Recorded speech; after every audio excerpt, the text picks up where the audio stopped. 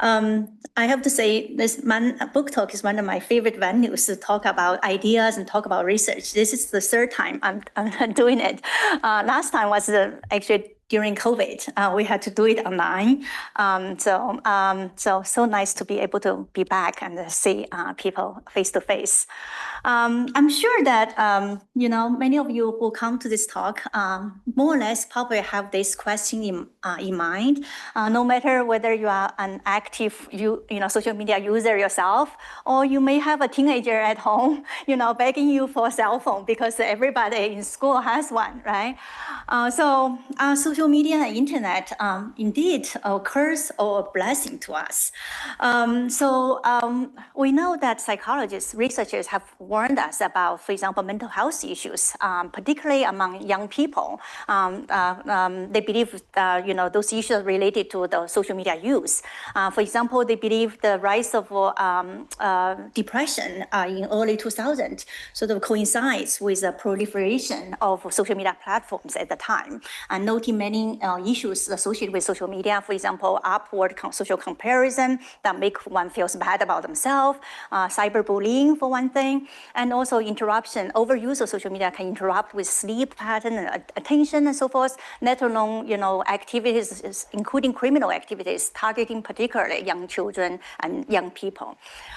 Those of us who live in New York State, we know that our state recently implemented statewide ban of social media, of cell phone in schools, right? Children are not allowed to use cell phone and personal computers in school.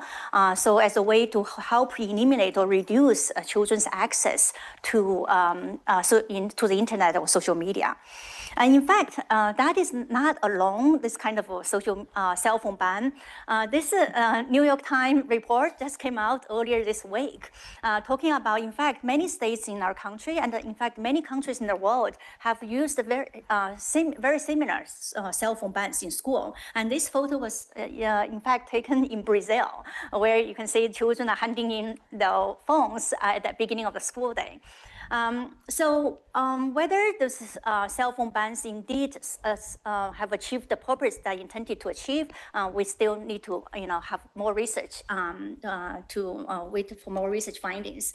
And so far, there hasn't been any evidence to show that reducing or banning social media access in school can in fact increase students' psychological well-being. So there's no evidence yet so far. So obviously we need to wait for more research findings to come out.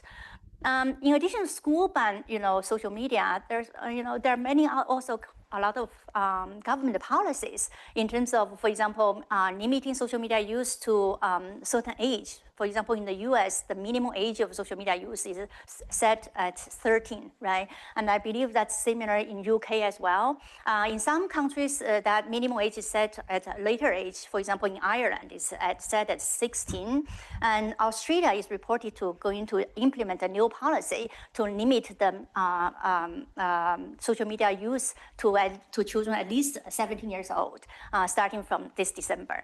So there are many policies, government implementations trying to, hopefully eliminate some of the concerns associated with social media. Obviously, all those concerns, worries, and so forth, and that's not unique to our time. Throughout the history, whenever there's a new technology, significant new technology started, there's always concern about how this technology can impact our mind, our brain, our human life in general, right? For example, when writings first started, Plato warned people that writing could lead to forgetfulness, because with the writing, people are just going to stop exercising their memory, try to remember things, but relying just on external marks. Also, unlike conversations or dialogues where people can disagree with each other, debate, and share ideas and so forth. According to Plato, writing is static, which can only lead to very shallow understanding of things, and in fact could even result in some sort of false sense of wisdom. So this very similar kind of anxiety or concern about the influence of technology, such as offloading information externally or shallow processing of information, has been expressed about social media and the internet, and more recently about AI. However, those concerns and anxieties are not unfounded. I'm sure Andrew agrees with me on that respect. Thanks so much, Chi. It's a real pleasure to be here. I'm really sorry I can't be there in person, but thanks so much to Evelyn and everyone for putting everything together. As I say, it's a real pleasure to be here. Yeah, I guess I sense I'm on a more of a skeptical side than Chi in terms of the curse of digital technologies on memory. Through kind of, and Chi mentioned, the ways in which we've always really outsourced memory to media and technologies, but in terms of digital tools and mechanisms and the processes we make sense of the world through the digital, have we actually loosened our individual human grasp and a sense of kind of collective agency over what the past is and how it's seen and not used, and by whom? So in some ways, I think the digital era is a shift from, if you like, a healthy reliance to a dependency on smartphone, access apps, platforms, social networks, in terms of how we kind of capture and document and manage events and experiences. For me, it seems like nothing is left alone anymore. All of life seems kind of augmented, and no encounter or experience is kind of unrecorded or unshared. It seems like silence and contemplation are the kind of enemies of digitization and datafication. And this obviously has all kinds of consequences. I think privacy is really tied to anonymity and privacy. We're kind of haunted by our digital trails. So we can't be anonymous. It's like we're impossible to forget. And at the same time, we actually kind of lose control then over what is lost or erased or hidden or covered over through the kind of unclear ownership of the platforms and apps that kind of host our personal data, our messages, our family photographs, and so on. And we've heard a lot, I think, about how this kind of digital past is at risk to a kind of digital dark age. Think of the disappearance of the social media platform MySpace, for instance, but also at the same time the end to forgetting. So how can we escape our digital trails? How can we move on from all your bad out there? So there's a kind of paradox here then, isn't there? We've got this sticky, ephemeral web of past relations and experiences. But at the same time, and she just touched on it in terms of AI, I think there's a big leap from the messing and distorting of human memory to its regeneration. So, AI generated versions of the deceased are kind of uncanny. They're human-like yet not human presence. These are made from recorded traces of individuals to train software which substitute for them after their death, and which both celebrate, I think, and weaponize memory. So I think generative AI smashes the kind of once limits, the memorial limits of a living individual and a generation. So I think it messes with the kind of unique human capacity for recognition and faith in our own kind of authentic, internalized prior record made through the life of the self that's kind of so central to kind of Chi's work. So for me, it kind of inserts something illicit, that human senses warned shouldn't be there, of experiences that kind of never happened. And I call it a kind of form of past that never existed. So it's like we can't believe our own eyes. A new era of false memories, and this is a key theme in the book, of what some people call post-truth or post-trust memory, where to determine the provenance of images and videos becomes impossible. So I'll end this section by saying that there's a kind of terrible paradox of the digital remaking of memory, in that it's produced the most awesome, incredible archive of human existence ever created. Yet does it put this same archive beyond kind of individual understanding and control?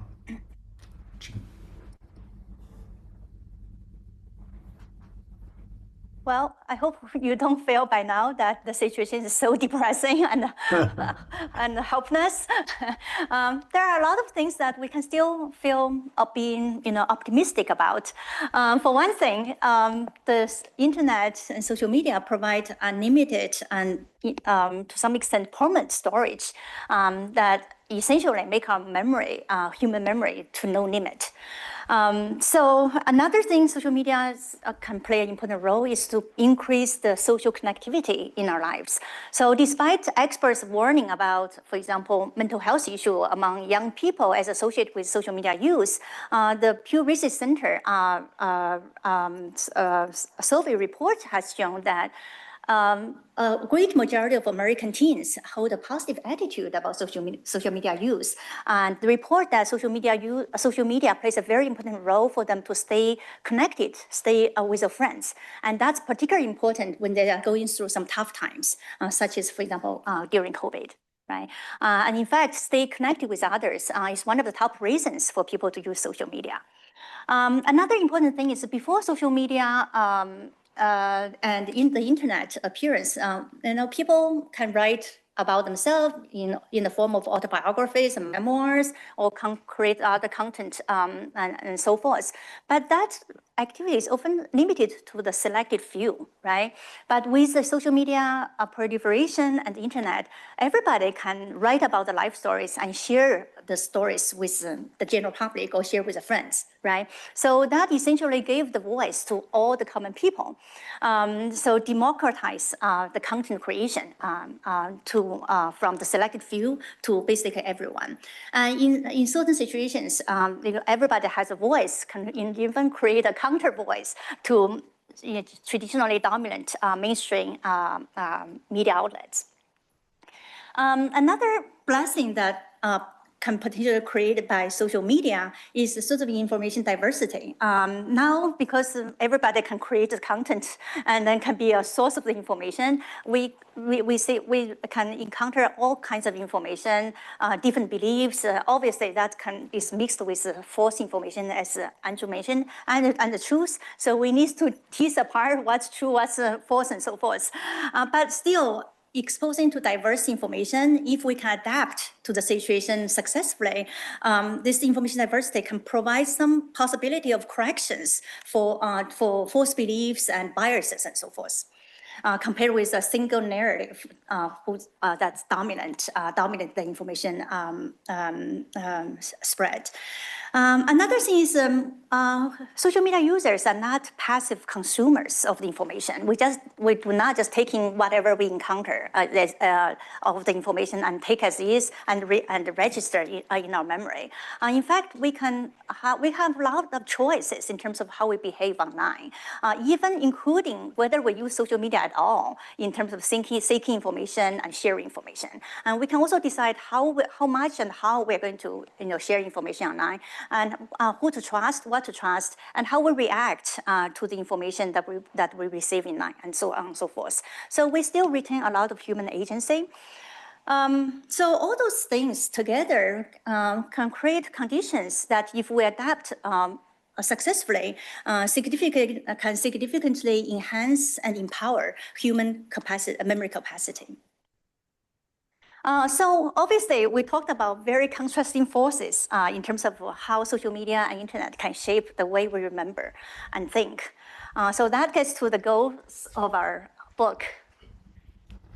So to explain and identify these contradictory features then of this contemporary remaking and experience of remembering and forgetting, this is kind of at the heart of the book, and as you can tell, we've already begun to talk across different types or levels of memory, the cognitive, the individual, the collective, the cultural, and so on. But to really address these different types of memory and their interrelations means bringing the human and the social sciences and the humanities into dialogue. And this is actually quite difficult to do, as the cognitive and the cultural and the social and the organizational domains, they've historically been treated as kind of silos. They're often studied separately with different methods and concepts and ideas and histories. So what we did is bring a range of the top scholars from a whole range of disciplines together in our volume to try and highlight these differences, not kind of hide away from them or cover them over, but to highlight them and work through them, these differences and histories, as well as thinking kind of what the sum of their parts could be. So our book addresses the following kind of key questions. If we can have the next slide, please. Yeah, so we really address what human memory is, why it's important, what the past might be without it. You know, human memories are kind of lively. They feel part of core to ourself and group identity. They offer coherence and continuity to how we see ourselves in the world and how the world sees us. And a clue to memory's human significance is the feeling of unique access to kind of personal experience of life to date. And this affords, I think, as I mentioned, you know, the individual capacity for recognition, a sense of having seen something before, a kind of form of trust in our authentic, internalized prior record made through, you know, the life of the self. And this gives us a sense of agency and control, yet the experience of technological change has long inspired fictional visions of media power, you know, to shape and capture and control all that is human about memory, from the portrait to the photograph, from film to TV to the computer. But perhaps it seems that we're closer to this fantasy of total memory the more it appears to slip from our own personal control. And digital devices, apps and platforms that enable us to capture, organize and sift and search our past are essential to the function of memory. But these same services also obscure the workings of algorithms and social media moderation mechanisms and the hacking and selling of our personal data and conversations. So in all of this, we ask, well, have we lost sight of the kind of value and fragility of human agency and control over the past? Chi.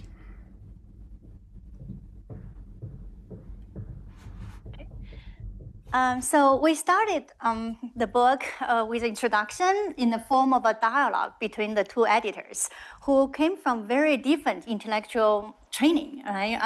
I was trained as a psychologist, a developmental psychologist, and cognitive scientist who studied memory, looking at the developmental regions of the memory and how memory is shaped by culture, including technology. And Andrew was trained as a sociologist, but he has been doing interdisciplinary work all throughout his career, working with interdisciplinary scholars. And we also have somewhat different views about how the internet, social media can impact memory, as you probably can already guessed based on our different share of labors in describing the curse and blessings. So our collaboration on this book is, in a way, it's like the actions and reactions of much intellectual chemistry. So in this chapter, we talked about, from our perspective, how we come to this idea about putting together this book that encompassing interdisciplinary perspectives. We also talk about, from our perspective, what's the field like currently in terms of the study of the impact of memory, impact of social media and the internet on memory, and why we think interdisciplinary research is important to address such complex questions that have real-world relevance, timely importance.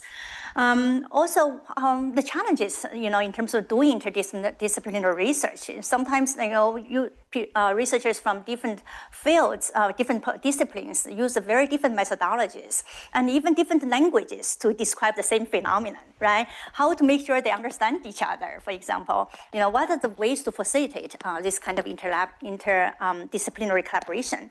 So our goal is to use this book as a foreground in a way to help to bring together those scholars from diverse disciplines.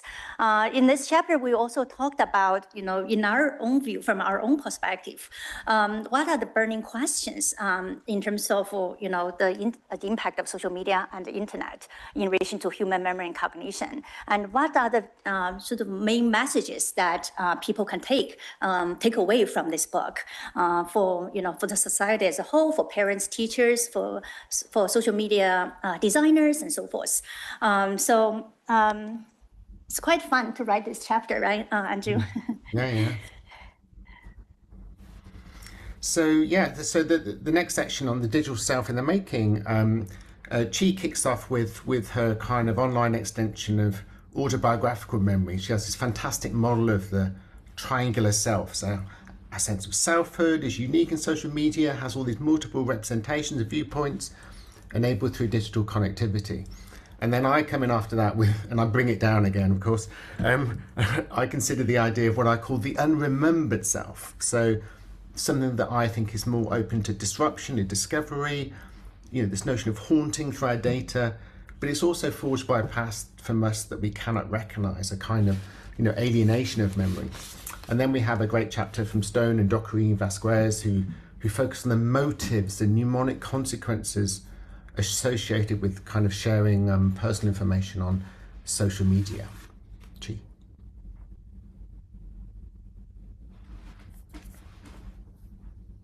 So for the next section, the authors talked about the Google effect, which is a phenomenon where when we know the information that we need is stored somewhere, for example, on our computer, or something we can easily search online, then we put less effort to remember that information and end up, indeed, we have very poor memory for that information and sometimes no memory at all. So authors for this section, they talked about the nuances of this Google effect, which is not all a non-fashion, but can appear in many different ways. For example, Risco and colleagues talked about, so there's positive side of the Google effect where we can really use the internet as an external storage to extend our human memory, right, capacity. In that situations, what's important probably is not what we remember, but for us to remember where to locate the information or how to search the information so that we can use that information for to engage in cognitive activities. But on the other hand, there could be a downside of Google effect. Storm and colleagues particularly elaborate on that aspect, noting that if we overly rely on external information, we may may interfere with our internal memory processes. And processes are particularly important when we engage in higher level cognitive activities such as creativity and critical thinking, right? And Fong, who is the educational scholar, emphasized that, well, to understand the impact of social media and internet on phenomenon like a Google effect, we probably should not just look at memory, but we should look at the process of remembering to truly understand, when and how this Google effect take place and how we can take advantage of it, but avoid any pitfalls coming out of it. So in this next section, our authors focus on fake news and false memories. So online misinformation on both kind of cognitive processing, so the formation of false memories, but also at a much broader level, the formation of fake history, historical analogies. And our authors here, they ask, well, how can we intervene? How can we tackle the formation and flow of false memories in this, as I mentioned earlier, this post-trust or post-truth era? And this includes, importantly, what happens to the value and use of human witness testimony. So as evidence in the pursuing of justice and accountability in the digital environment that makes every image, every message kind of seems suspect, to be questioned, to be reinterpreted, to be found out. So in that context, this environment, that's what our authors really grapple with in this section. Chi. And then following that section about related to false information and false beliefs, false memory. Here in this section, authors discuss the interaction between social media users and social media platforms together in shaping how we share information and remember information in the online context. So for example, Rajaram talked about the information, characteristics information in the social media age often is a massive amount, right? And also those information can be easily accessed. We all have a cell phone to access any information where we want. And also they're unfiltered. We don't know, everything's coming in true and false and so forth. So there's those unique characteristic of information in our digital internet era. On the other hand, human memories often also have unique characteristics, such as being vulnerable to distractions, to distortions, and so forth. How those characteristics of information at our time and characteristics of memory processes interact in the online setting, particularly through intense interpersonal interactions online, right? So that process can fundamentally change how we remember. And Smith talked about a phenomenon that he called as a platformization, which refers to the idea that the social media platforms very much turn our life stories and our memories into data and saved there, right? And social media users become increasingly dependent, reliant on the social media platforms to keep our memories and life stories alive. And then Niemeyer and Kadney focused on nostalgia, which is a sort of intense longing for things past, right? So they focus on nostalgia as a unique form of remembering on social media platforms. They talked about how nostalgia can serve very important functions for coping, both for us individuals and for the society. But on the other hand, nostalgia can be also treated as a mere commodity in the modern society. So our concluding section of the book explores a range of key issues, role of hybrid methods, the weaponization of memory, so including the kind of contrasting affordances of memory on a range of quite different social media platforms such as TikTok and Instagram. So does consumption and understanding and experience of the past and memory, is that shaped over the short term and long term by the affordances of different platforms, different ways of representing the world to us on our smartphones? And several of our authors also consider the specific experience of and effects on memory of the COVID-19 global pandemic. So how can we grasp the memory of such kind of momentous and globally shared events that are kind of intimately shaped through digital participation in the recording and documenting and sharing of our lives through smartphones, apps and platforms? And that's an issue not just for the pandemic, but obviously there are so many crisis events, catastrophe events, and more mundane events that are routinely recorded through a kind of participative culture. So what does that do to our experience of the event, but also to the longer term memory? So just a quick example, you can just imagine this on a kind of just even a small kind of family basis. My son's in a drama class, and I'm recording him on my smartphone, and at the end of that he demands to see the smartphone, watches a video back of him. So what does that do to his perception and his experience and his memory of the event that he's just seen recorded and then replayed over and over again? So, a number of different levels, including immediately, but also over time, how these technologies transform what memory is and what memory does through digital participation. Chi. Okay, so in the final concluding chapter, Klein and Barnier provide a brilliant synthesis of all the chapters, the diverse topics cover, diverse methodologies and diverse data.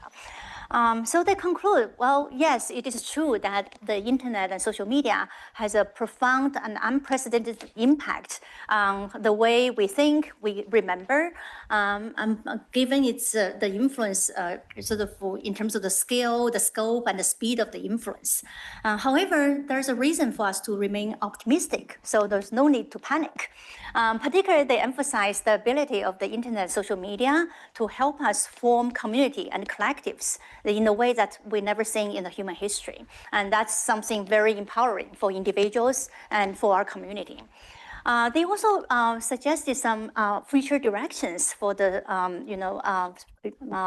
researchers, for experts, teachers, and society, parents to consider. So for one thing is that, yes, our memory will be changed by the new environment, new information, and new ways of interacting with others and so forth. So it's important to look at, what's being changed, what's not, right? That can help us to better understand the impact. Another thing is to also understand the specific platforms. Each social media platform, Facebook, X, YouTube, all those different platforms have their own norms and cultures and technological features and social features and so forth. So their impact on memory and mind could be very different from each other. So it's important to look at different platforms. Another thing is also for people who are only exposed to social media, internet as adults, right? Some of us here, and also for people who grew up as digital natives, right? So social media is there already when they were born. Obviously, those different generations adapt to this social media age very differently. So it's very important to look at how they adapt. Different generations use different strategies to adapt to the environment. That will help us to better utilize this new technology to our advantage, to enrich our life, enrich ourselves, and to avoid any pitfalls that it may bring. Andrew, would you like to add some concluding remarks? Just to finish up, so we've got some more time for Q&A, but as co-editor with G, I don't think I'm allowed to say I've got a favorite chapter, but this final contribution is a brilliant assessment of the state of the field and the key issues. And Klein and Barnier remind us of the kind of constantly evolving nature of the technologies and media of the day, which comes back to Chi's kind of opening remarks about the kind of history of media, memory, and technologies. And they finish up by urging what we really passionately believe, greater interdisciplinary collaboration between memory scholars and technologists to try and grasp, if you like, the shifting meaning and uses and abuses of memory. Thanks. Yeah. So that will move us to Q&A. Thank you.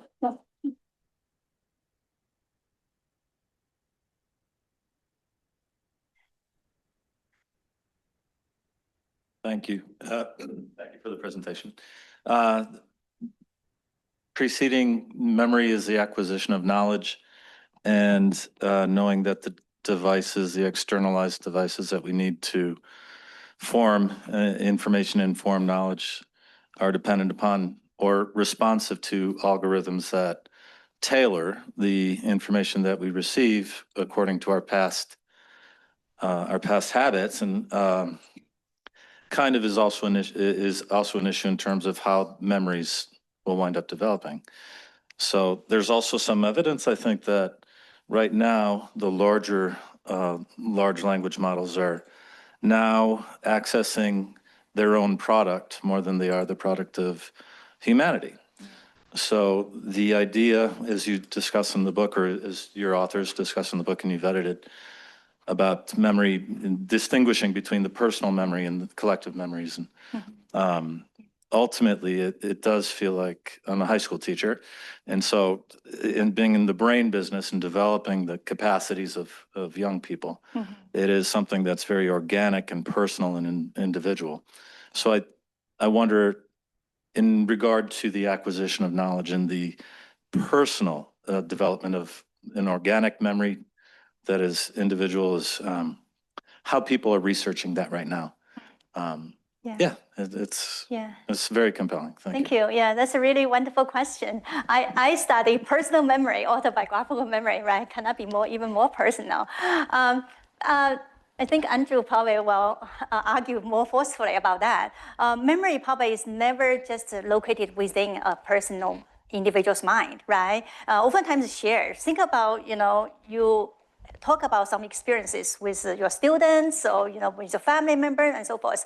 So in that case, memories are located outside as well, right? For example, other people share that experiences with you. So it's never just purely located in your own personal space, private space, right? Obviously, the online context basically exponentially expand that kind of externalization of memory, right? So we are not just share our memories with other people online, but also we make a permanent digit footprint online by sharing our experiences, right? So that's, for me, that's how the memories, being shaped in a way, become increasingly externalized, even though it's never been totally within ourselves to start with. Yeah. So Andrew, would you like to add? Yeah, as you can imagine, I take a more skeptical view, but yeah, thank you so much for the question. I think the notion of personalization is really interesting. So if you mentioned algorithms and the ways in which obviously social media platforms and devices kind of work out what we like and give more of that back to us. So I think there's two things going on here. One is kind of an individualization and personalization that apps and platforms are kind of tailoring experience towards ourselves based upon an assumption of what we like to see, what of our past we want more of. But at the same time, that's being done billions times over. So that's a kind of massification. So you've got individualization and massification going on at the same time. But what's really interesting about generative AI is that it's exactly that process, but on acid. We're going to a completely different level in terms of and increasingly developers of generative AI bots. I call them memory bots. Are attempting to come up with systems to actually retain more memory, and like human memory, memory bots have short-term and long-term kind of personalization of your memory. So short-term, just the context within a particular chat, like we might have a conversation here and we'd have to retain certain information for this conversation to take place, but also increasingly long-term memory. So the sophistication of transformer models and aspects of the context around AI currently is about that kind of rush to retain and store and reuse that information that comes not just in terms of what you input as a prompt into generative AI, but what's output as well. So it's learning from inputs and outputs. So so I wrote a chapter many years ago called Archive Me, and it seems like we've reached the kind of denouement of that, the realization of the fantasy, if you like, of total memory within a lot of kind of generative AI companies and devices. So it's very frightening because, well, who owns that long-term memory? What can be used for? And of course, as we know, memory is important to forget, isn't it? It's important to move on. It's important to get rid of memories and the dissonance of the past that is no longer functional for us.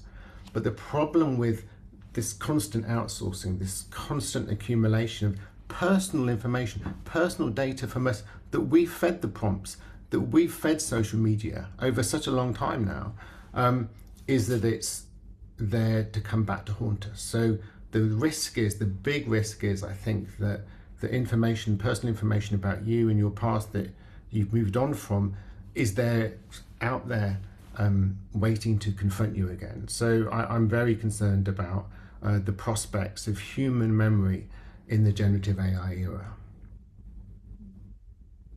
That's a optimistic versus a relatively more pessimistic version of your answer. Thanks for the question. Oh, sure.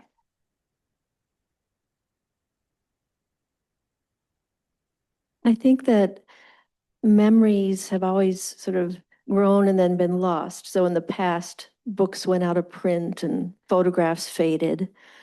And the social media that we use today will eventually be gone and be replaced by something else. But do you think that, are there any constants, things that have been constant for a long time in human society that keep memory going as those individual technologies change? That's a very interesting way to see things, right? On the other hand, I would like to see the other side of the story. Even though probably people don't read books as much as they used to be, or they start to use electronic version versus paper books, what some of us still prefer. But that record is still there, right? So that keeps some human memories alive. And memories from our own personal experiences, for example, best record of our personal experience memories from our children, right? That passed down. Even think about traditional communities where they very much rely on the oral tradition to pass on the knowledge, right? So that going through hundreds of years of knowledge transmission from one generation to another. I do not see that kind of as a way of this information or knowledge will eventually die out, right? That's how the human culture evolves. There are different ways of carrying information, different media, different technology that continue to evolve, provide in a way, for me, it's a different opportunities for us to register that information. Obviously, we still have concerns about whenever technology comes, especially when the technology comes so quickly, and we are not mentally prepared, right, to how to handle this technology yet. So obviously, more regulations needs to be established, more ethics standards needs to be established in terms of algorithm and social the platforms work behind and so forth to ensure their knowledge can be or memory can be kept alive. Yeah. Andrew, would you like to? Yeah, can I just add briefly? Yes, it's a wonderful question. In a world of kind of rapid change, so what is continuity? What endures? And Cheese obviously nailed it there in terms of oral cultures and why oral cultures are so important. Remind us why human memory and sharing human memory is so important is because it's dynamic. It changes. It's about forgetting. It's about the transformation of memory, and this is all. It's an easy thing to counterpose, but it is clear to counterpose that and that sense of being able to move on from the past because you can forget it or come to some negotiation or all cultures is about a kind of the limits of memory, especially within a generation or within a couple of generations. And there's a lot of foundational work around this, and Maurice Halbwach's very famous sociologist of memory, but also more recently the work of Stephen Rose looks at kind of these oral cultures. But then the dangers of the digital AI is that we have a kind of new uncertainty. I mean, memory is about uncertainty. It is about forgetting. It is about transformation. It is about the dynamics of change. But to what extent do the technologies of the day fix or freeze and stop memory from evolving or changing? And if I just very briefly mention an example, I do some work in Japan, talking and interviewing atomic bomb survivors, and they're constantly trained to give testimony of their experiences. So the kind of museums and the state and the city asked these hibakusha, the survivors of the atomic bombings, back in 1945. Most of them were kind of aged 85 and over, those who currently survive, and it all struck me is that they're trained to give testimony. So what they speak, what they say, is not like oral culture at all. It's not like human memory at all, because it's really fixed, and they're really determined to tell the same story over and over again, because for good reasons. They want to convey a very particular message that's embedded in a certain story that doesn't change, about the terrible atrocity and risks of nuclear war, nuclear weapons today. But it always strikes me is that's a kind of very odd kind of human odd kind of human memory. So not like what we're talking about today. So that it kind of reveals to me just how human memory is about something that's kind of shifting and changing, and to fix it and to freeze it has all kinds of consequences.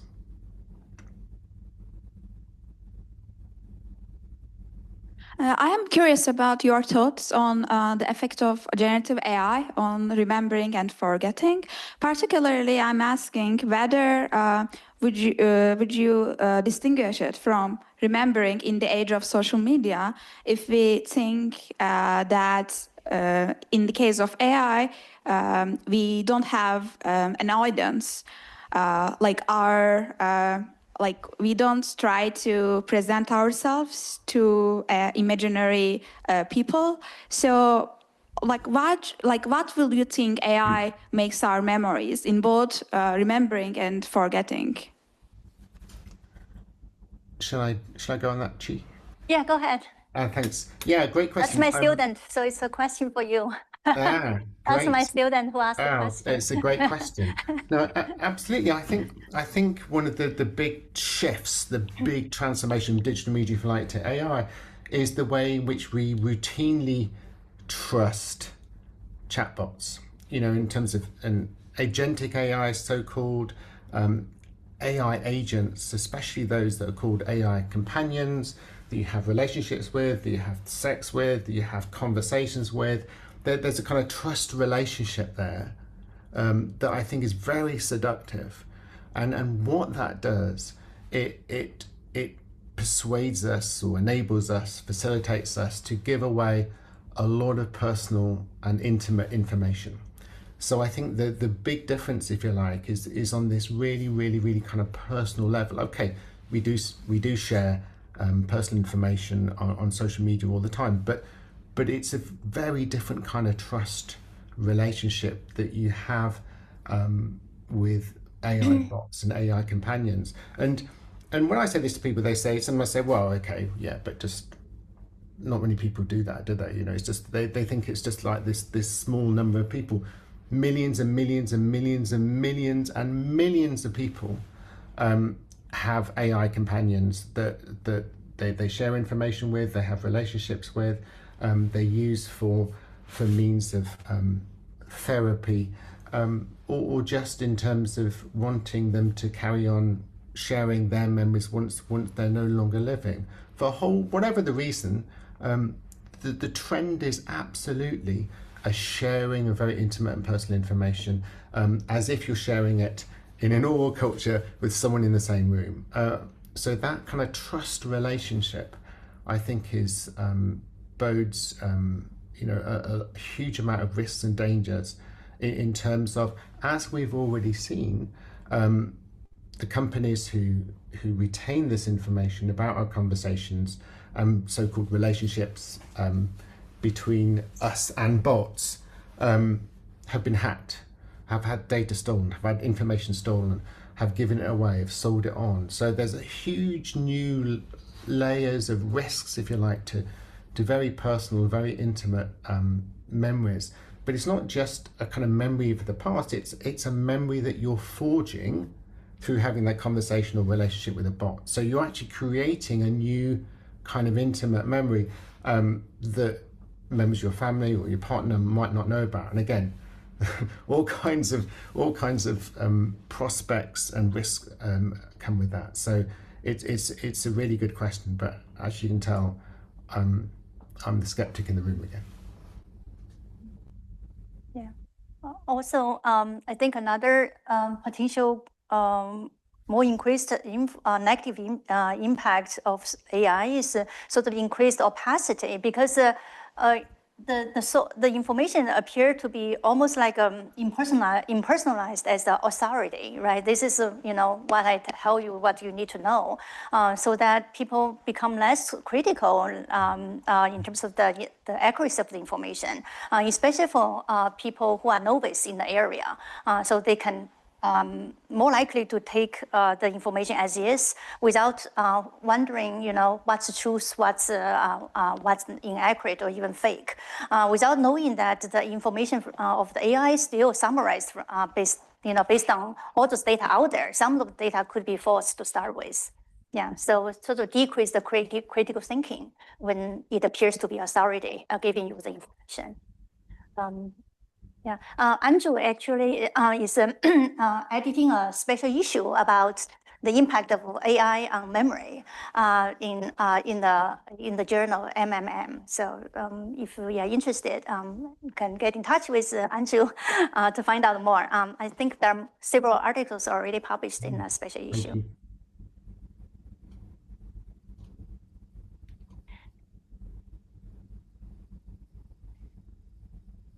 Oh, I have a quick question. I was interested when you mentioned that fact that, was it Plato? Plato, somebody said, writing is going to destroy our capacity to remember. And then writing became such an art form. Photography, I think, too, is one of those things where, like, Absolutely. what's real, I imagine, or film, people might have been completely freaked out about, like, oh my God, what's that? How's that going to change us? Do you see any, and this might be a question for you, any possibility that social media or the products of social media or what do you call it, could end up becoming in some way an art form?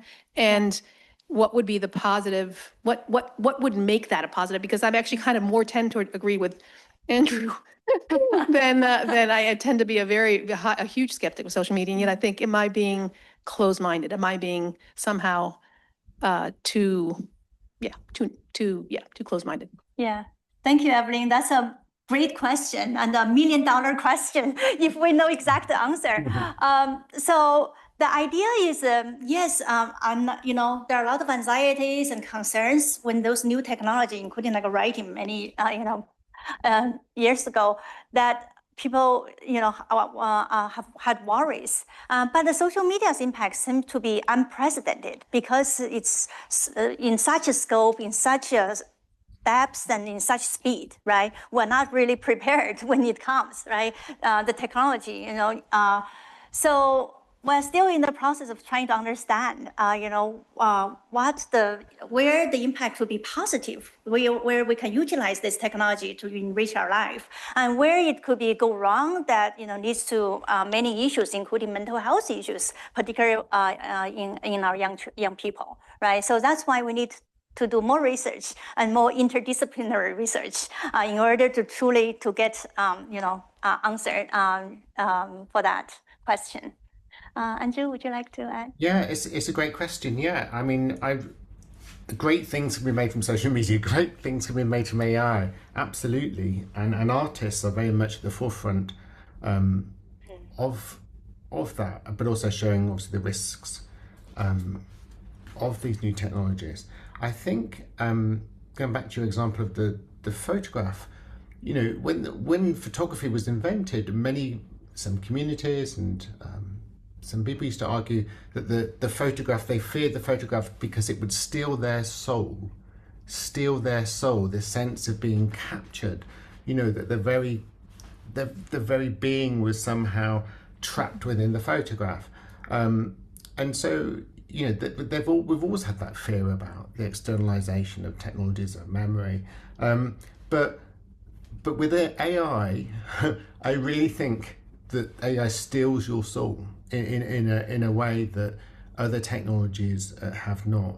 And and also to come back to Chi's point about what the real challenge and task is, especially in terms of understanding and grasping social media as well as AI. Two things I would say are scale and complexity.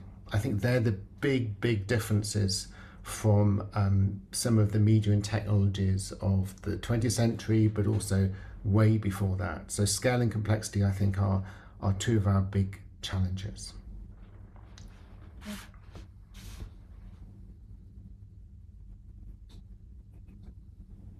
Hi, so I have a question regarding to me as my personal experience with social media, because I know you talk about how you both have backgrounds in both sociology and psychology, and I was wondering, are we now losing being a human and the ability to feel for others? Because I know you talk about how one blessing is we are allowed to share our stories everywhere. That we now scroll on TikTok, we can see people sharing stories, we can share their daily lives, which creates this information overload. And I feel like for me, sometimes I feel immune to all the stories and things happening on the planet. And I feel like when I open it, I just get so overwhelmed that I think, is it a protective mechanism to protect myself from getting affected by so many stories online? And do you think in the long term that the Gen Z or Gen Alpha were starting to lose this ability to feel empathy, to feel this need to protect others because they're also feeling trapped themselves? Do you understand? Yeah. That's a very good question. That's related to earlier on that Andrew mentioned about overloading of information, right? No matter what information, no, it could be other people's stories. It could be just general information about the world, the political events, and so forth. When it's too much, and our mind, our brain just simply will feel fatigue. We cannot handle anymore, right? And that can lead to, for example, forgetfulness. And we just become so numb to the information, we don't remember them anymore.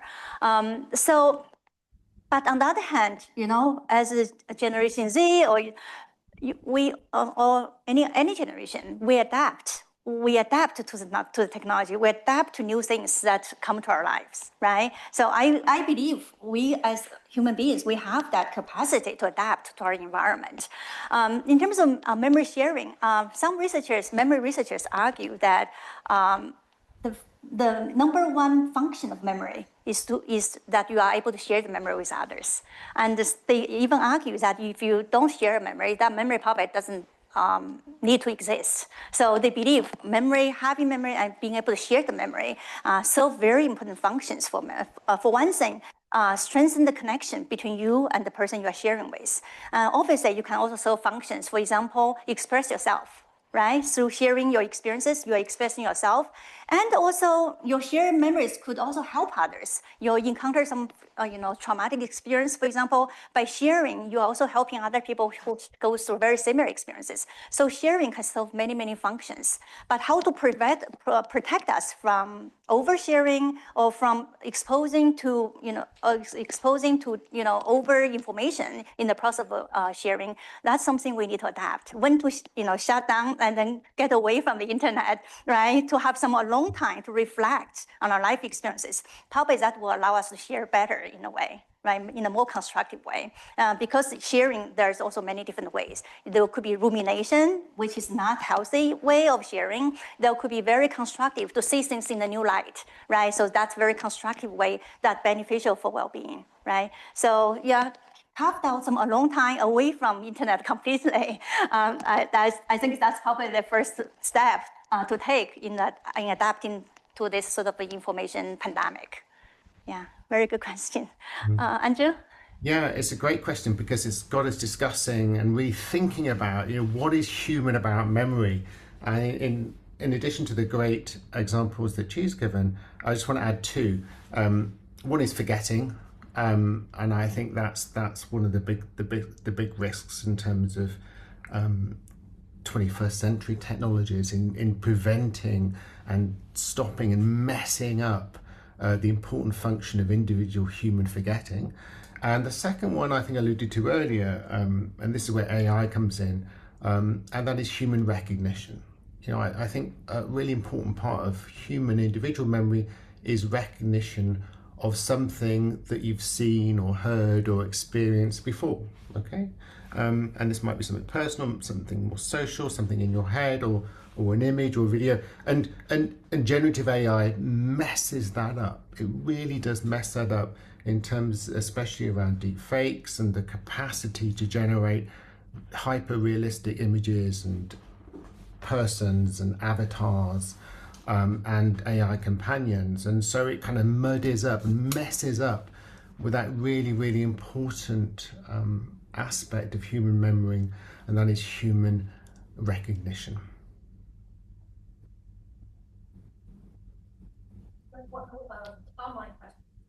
Online question. Is there any utility in looking back at the Industrial Revolution, where the world underwent a huge change from single artisans building things to machines making things? There were surely some things lost, but many gained in this transition. Any thoughts on this comparison?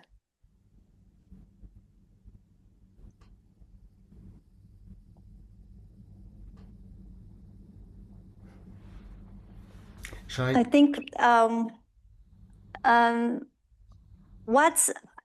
every technology, in every era, right, there are always things lost, there are always things we gain. One of the things potentially we encountered in terms of challenge, I think Andrew mentioned, is the agency, is in human agency is facing challenges with the, especially when there is a lack of transparency on the platforms and with algorithm manipulation and to feed information that we show some slightly interesting, and suddenly we get all the information really in irrelevance. All those kind of things can potentially derive human agency, even though for me, who tend to try to remain optimistic, I think we still retain agency in making many kinds of decisions to adapt to this new technology era and the challenges that we're facing. Andrew? Yeah, I disagree completely, and I think Industrial Revolution is a good kind of yardstick in terms of the problem with any revolution, of course, is you don't really know the consequences of revolution until some time after that revolution has happened. So, we're constantly kind of speculating and trying to second guess what's going to happen. But thinking about those kind of historical points of revolution and crisis and transformation, I think is really useful. Yeah. Another thing, I don't know whether it's positive or negative, when the machine, emerged and replacing a lot of manual labor jobs, for example, and there was concern like, well, we probably will have shortage of, different kinds of jobs and so forth. But then there are new positions of new jobs are invented to handle other things that's common with automatization in the manufacturing business. Same now we have concern about AI can potentially replace many jobs and so forth, and obviously can interfere with our human thinking and memory. But we don't know really how it's going to be. So we'll have to wait and see. Yeah, let's have one last question. Thank you. This is fascinating, and we need, in recognition that people are different and they like to spend their time differently. Some people do like to be online. Some people enjoy that. They do feel connected, and not to impute my experience on other people's.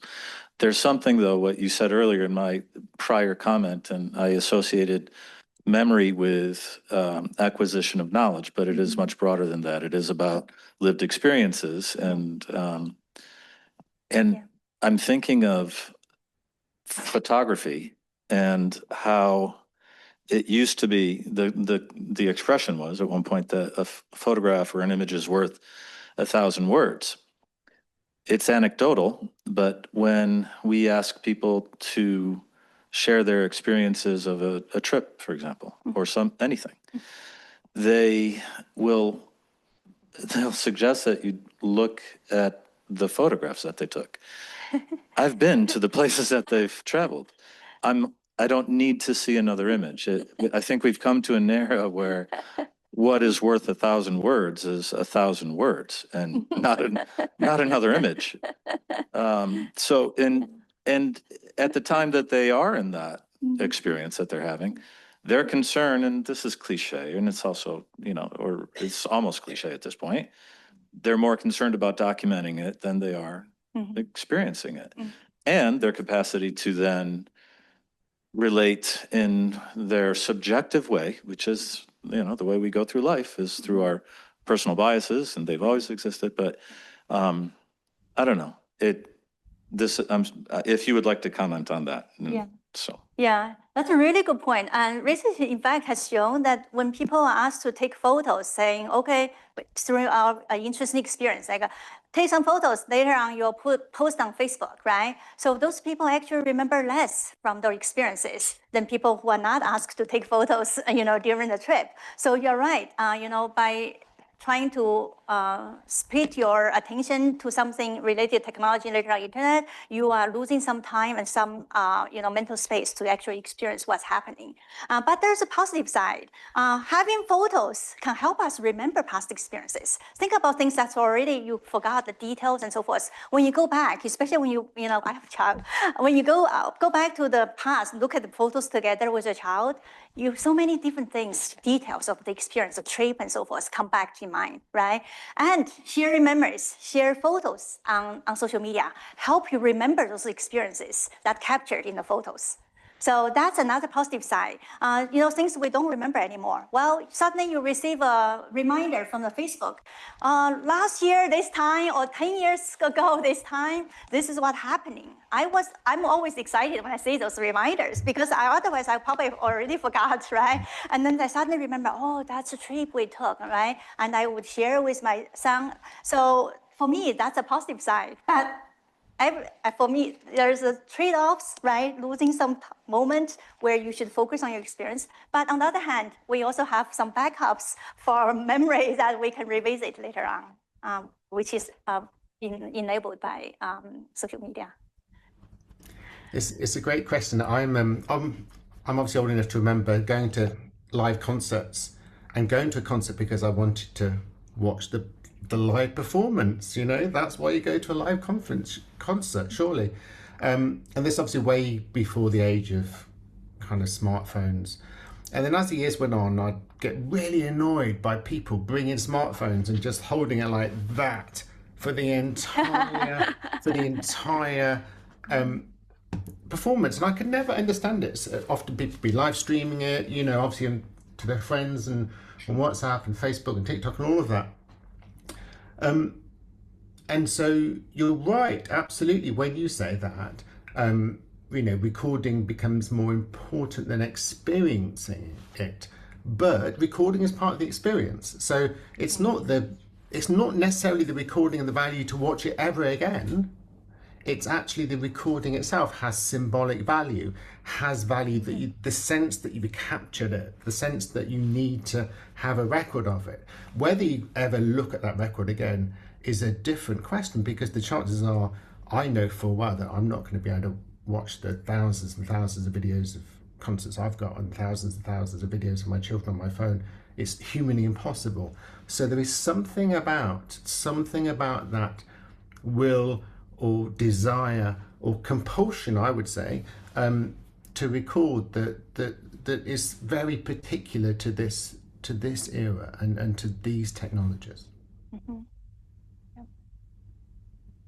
Great. Considering time, thank you everyone, and thank you Qi and Andrew again for the insightful and very thought-provoking talk and the conversation. And let's thank them again for. Thank you.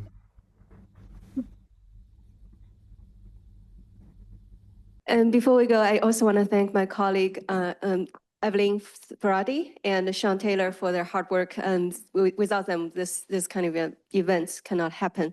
And thank you very much for your participation. And I hope to see you next semester for other talks in our series. Thank you. For those of you who are interested in the book, we have some flyers there, and there's a very generous discount provided by the publisher. So you're welcome to take a flyer with you. Thanks again for coming. Thank you. Bye, Chi. Bye, everyone. Andrew. Thank you. Good to see you.